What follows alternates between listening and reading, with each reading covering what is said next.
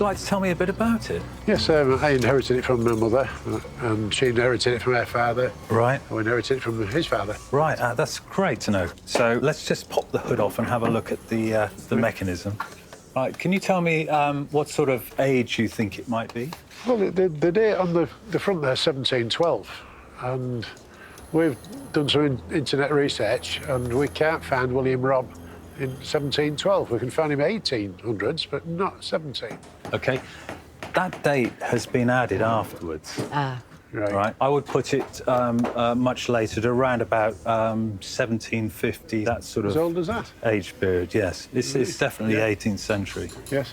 So have you known it working? Oh, yes, yeah, I've known it working, definitely, but it possibly hasn't worked right for maybe 20 years now. Right, OK. So we have just the basic time mechanism, which looks as if it's all there. It's absolutely black in there. Yeah. You can't see that there's any brass at all there. It's completely black.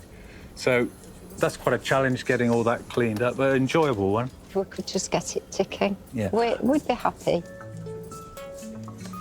There's an awful lot to do in this clock because it's about 240 years old. It has ticked about 7.5 billion times in its life if it's been working every day. So it's incredible. All those ticks have taken their toll on the clock's moving parts and have left Steve a massive job to try and wind back time. So this pinion here has got quite a lot of wear to it. But it's quite fortunate that this pin is quite soft as well. So what I'm going to do, I can actually scrape it with a scalpel. And I'm going to just shape it to get rid of the little groove that's worn in it, because that, when it engages with the teeth, can actually stop the clock. Meanwhile, Will is working on the case and discovering there might be a little more to do than at first sight. Steve? Oh, my goodness. This is what happens to grandfather clocks quite a lot, is that actually the glue blocks that hold it all together, they dry out and fall out. Yep. And they fall onto the ground, smash, and obviously it's a lot bigger a job. Yeah. The back leg was so bad, it was rocking all over the place, so I think that and that was flapping off the side, so that, along with the fact that everything's flapping everywhere else, it was only a matter of time, do you think, before that just... No, absolutely, it would have fallen over. So in the nick of time, I think. Nick of time. Yeah, absolutely. I'm just putting the silver powder on, rubbing it in. As you rub it on, it releases a very, very thin layer of silver over the surface of the brass. Big areas are the most difficult ones to get a nice, even finish. Sometimes you end up doing it again and again until you get it right. Steve's also decided to add an extra special touch for owners Ian and Linda. I found a hammer. That's a hammer? Yeah, that's a hammer.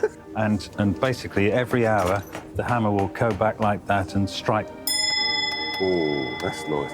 250 miles away in Hull, the clock has been returned to owners Ian and Linda, who have no idea that Steve has added an extra little surprise. Well, look at that.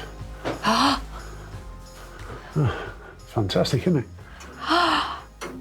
Look at the cabinet as I know. well. Doesn't look like the same clock at all, does it? That's fantastic. We don't really keep a lot of stuff in the family, but this is the big heirloom, if you like. It's a lovely sound, very calming, homely. I can fall asleep to that. But you probably will. Oh, you're joking. What? How has he done that? Oh, God. Oh, that's great. Well, God, dear me. I don't know what to say. Well, that's fantastic. That's the icing on the cake. Oh. Well, fantastic, isn't it? Hey. I know it makes you feel quite emotional to think that all those years It hasn't chimed. No. No. Oh, it's lovely. It's a good surprise, is that one? Yeah, it is. It's a lovely surprise.